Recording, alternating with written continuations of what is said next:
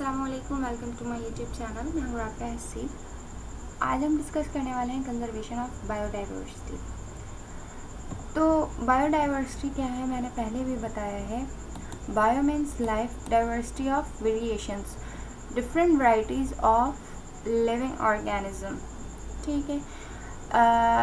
अब हमारा जो इकोसिस्टम है, यहाँ पे एक बायोडाइवर्सिटी है। बायोडाइवर्सिटी का मतलब है यहाँ पे डिफरेंट वैरायटी के ऑर्गेनिज्म रह रहे हैं।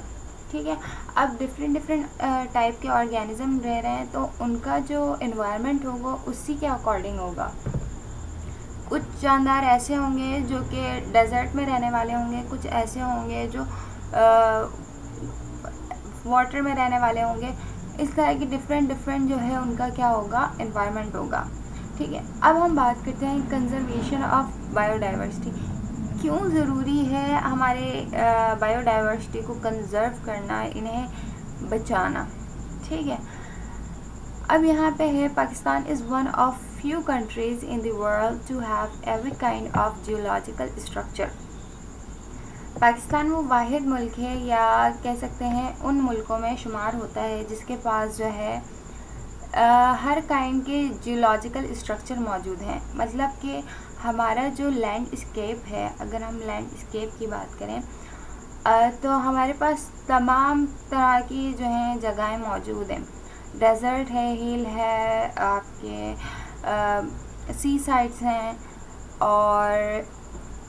और भी डिफरेंट जो है लैंडस्केप मौजूद हैं। तो पाकिस्तान जो है उन कंट्रीज़ में शुमार होता है। अच्छा, अब यहाँ पे डिफरेंट तरह के लैंडस्केप मौजूद हैं, तो इसे हम क्या कह रहे हैं, the geography of Pakistan is blend of landscape. Blend का मतलब होता है कि मिक्सचर। ठीक है।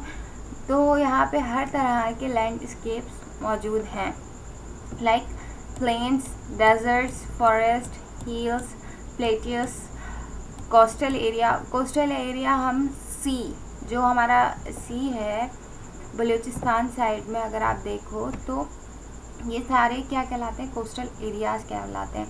Along the Arabian sea and mountains of the Karakoram range in the north part of Pakistan.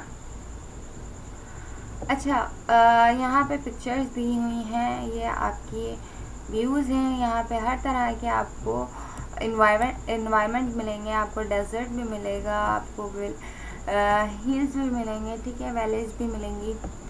तो इस तरह का पूरा जो है हमारे पाकिस्तान का जो है लैंडस्केप है। The diversity contain diversified habitat. अब मैंने बताया कि अब ये डाइवर्सिटी का मतलब है कि वेरिएशंस हैं, यहाँ पे हर तरह के जानदार हैं। तो अब इनका जो एनवायरनमेंट होगा वो भी क्या होगा, डाइवर्स होगा।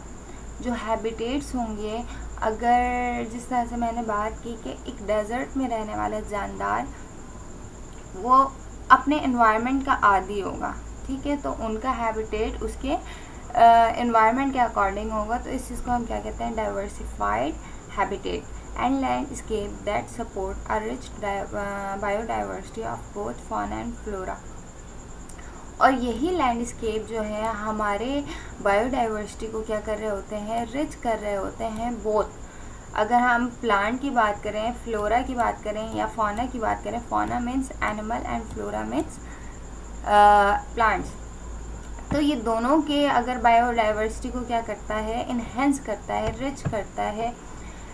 हमारे पास हर तरह की लैंडस्केप है, तो हमारे पास हर तरह के जानदार मौजूद होंगे, तो हमारा एक बायोडाइवर्सिटी जो है बहुत अच्छा है, रिच है। अब क्या, arid and semi arid region covering almost 80% of total land areas of the country possesses significant portion of country biodiversity.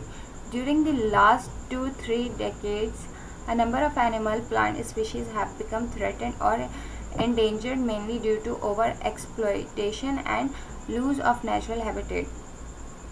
2 to 3 decades से ये हो रहा है कि जो नंबर ऑफ एनिमल्स हैं और प्लांट हैं, ये जो है थ्रेटेंड है, मतलब डेंजर जोन में आए हुए हैं।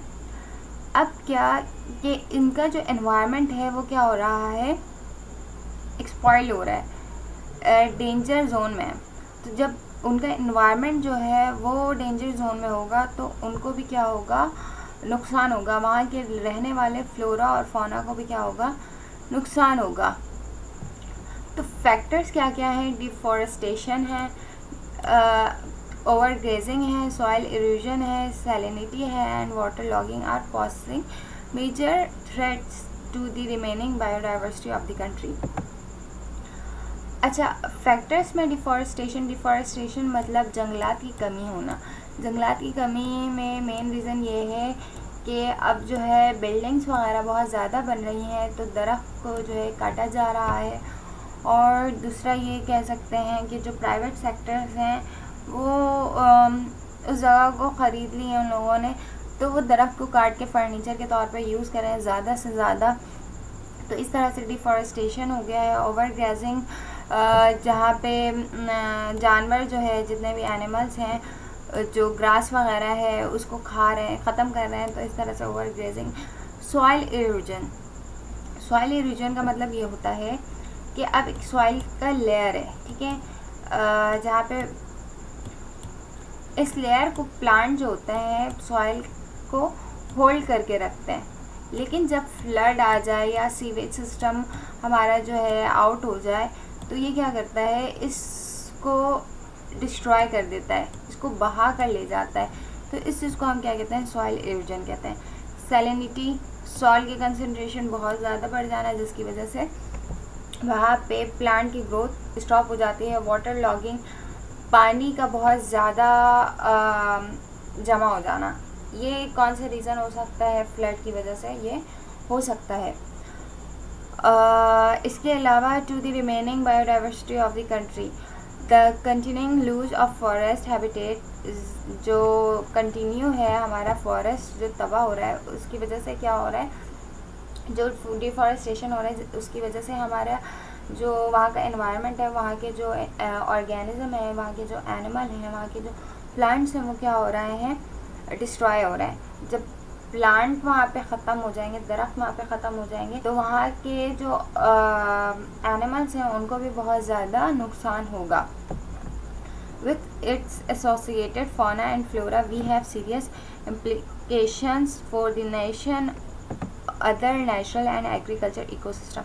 हमें सीरियस एक्शंस लेने होंगे कि हमारा जो एग्रीकल्चर, हमारा इकोसिस्टम जो है वो क्या हो सके, सेफ हो सके, और हमारे जो बायोडाइवर्सिटी हैं वो क्या हो सके, वो भी बच सकें। तो उसके लिए हमें क्या करना होगा, सीरियस एक्शन लेना होगा। डिफॉरेस्टेशन का मसला कम करना होगा, दरख्त ज़्यादा से ज़्यादा उगाने होंगे जिसकी वजह से हमारा इकोसिस्टम भी जो है वो सेट होगा, ग्लोबल वार्मिंग का मसला कम होगा, और इससे साथ साथ जो है हमारे ऑर्गेनिज़म भी इफ़ेक्ट नहीं करेंगे, मतलब कि उनकी जो नंबर है वो डिक्रीज़ नहीं होगी। तो इस पे हमें काम करना होगा। तो फ़िलहाल ये टॉपिक यहीं तक रखती हूँ। उम्मीद करती हूँ तमाम बातें समझ आई होंगी। नेक्स्ट वीडियो के लिए, जब तक के लिए अल्लाह हाफ़िज़, टेक केयर।